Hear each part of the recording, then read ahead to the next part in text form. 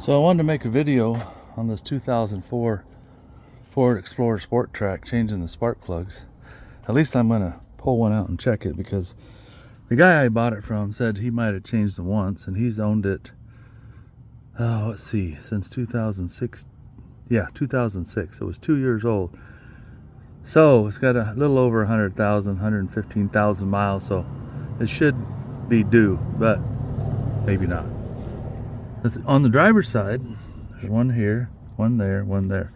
Kind of easy to get to. This is a solid line. Now a guy could take the line off and get it out of the way, but I'm not going to. I think I can sneak underneath it here and get that spark plug out. But the passenger side, holy cow. I watched a video on doing this, and they showed one spark plug on the driver's side. And somebody commented, "We wanted to see you do the back one on the passenger side." I can see why, because look at all this stuff. I can see where the first one or two might not be too bad, but you've got a radiator hose right in the way. Again, person could take that off. You could then clamp it here and get it up out of your way so it gives you some more room. But what about that back one that's way back there? I don't even know how that's going to work. So you probably won't see any filming of this part over here, because there's no way to film and do it at the same time. You would see nothing. So I guess I'll do like TRQ did, and well, you know what, I'm not even going to film it. I'll tell you what I'm going to do is twist the spark plugs, make sure they're loose, the spark plug wires, sorry, and then I'll pop those off of there. I'll do these three, and then I'm going to attempt the other three. I just hope it's not too big of a pain in the butt. Now, if I pull these spark plugs out and they look good, I'm not going to worry about it. But if they're really worn or are really dirty, I'm going to try to get them all. Anyway, I'll keep you posted on my progress.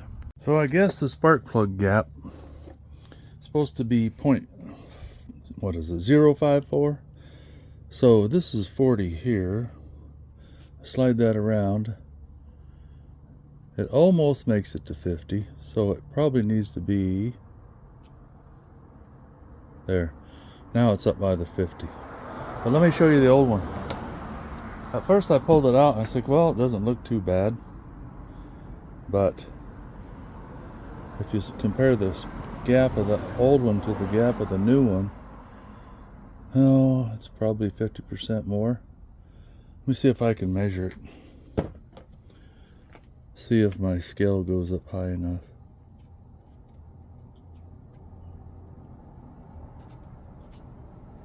So it's up to 80. So yeah, it's a 25% increase. So I guess they're just a little bit on the worn side. I'm telling you what, guys, you might want to think about taking this to a shop, which is probably what I'm going to have to do on the other three on the passenger side, because I have pretty easy access, as you saw. I mean, that's not bad, but it was a son of a gun. I could not get the first or second boot to come off. I finally got the third one to budge. There's a little more room back there. And then these spark plugs go in at a little bit of an angle. So if you have a ratchet and an extension on a 90, it's running into where the oil drain or oil dipstick is. I tried a different wrench. I tried this one. It's got, you can change the angle on this and it extends. I tried a swivel. I finally got it done with this one. But I'm telling you, it was the son of a gun. I bet I spent at least 20 to 30 minutes on that one spark plug. That includes the time trying to get the two spark plug wires off the first two. They are just on there sealed tight. It's, who knows if it's been 50,000 miles or what, but it's 20 years old. They bought it when it was 2 years old, and he said he might have changed the spark plugs once, maybe. So that means they could be original spark plugs. If you guys know what original spark plugs would have went in here, maybe you'll know. But man, I'm telling you, those boots do not want to come off those. They don't want to break the seal. I don't want to damage them because it seems like the truck doesn't run that great, but it'll run a lot worse with a broken spark plug wire. There's a mechanic. He's about a 20-30 minute drive from here. It's supposed to be pretty good. You have to take it up there, drop it off, and then pick it up when he's done. But I'm thinking about making an appointment with him and have him do it, because I'm almost ready to pay somebody else for the aggravation. I may get the driver's side done. I'm going to try. That's going to be my goal. But the passenger side, I don't think there's any freaking way that's going to happen.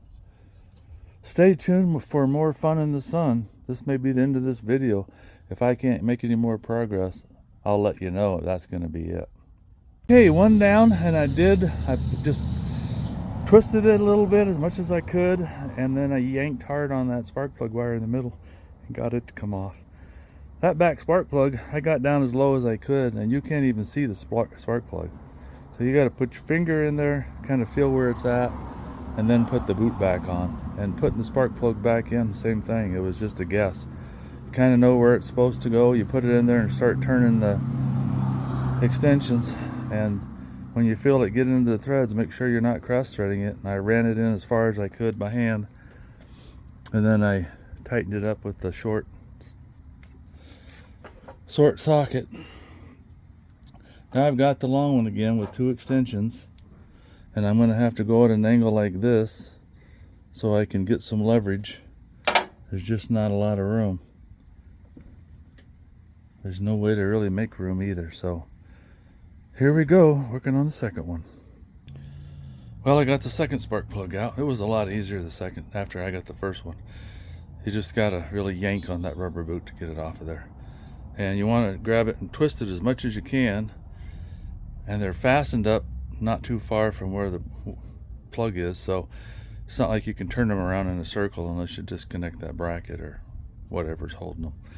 Anyway, the second one ended up being less than 5 minutes instead of 20 minutes. And a lot of that was trying to get the boots off, the first two.